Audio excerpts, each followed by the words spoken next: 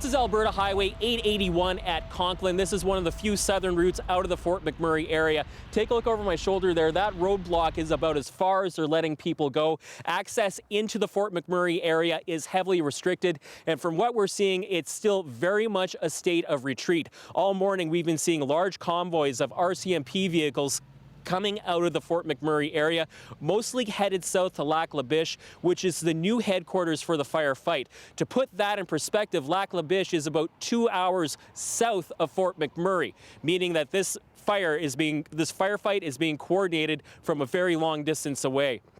Last night, we also saw a whole nother round of evacuations in the community of Anzac, about 50 kilometers to the south of Fort McMurray, an evacuation center where about 300 Fort McMurray residents had fled to just the night before was itself evacuated. So for those people, the second evacuation in as many nights, creating a very frustrating situation.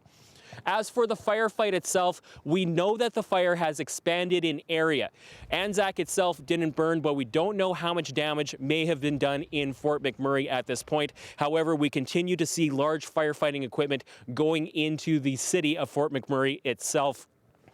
What's it going to take to stop all this? Well, notwithstanding all the manpower and all the equipment that's going into the city of Fort McMurray, they do need a break from the weather. It did rain last night. However, that rain did not hit the fire directly.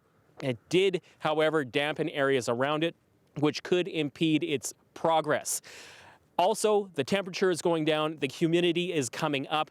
Those are favorable conditions to help suppress the fire. If they're going to stop this fire, they're definitely going to need a break from the weather. Cameron McIntosh, CBC News, Conklin, Alberta.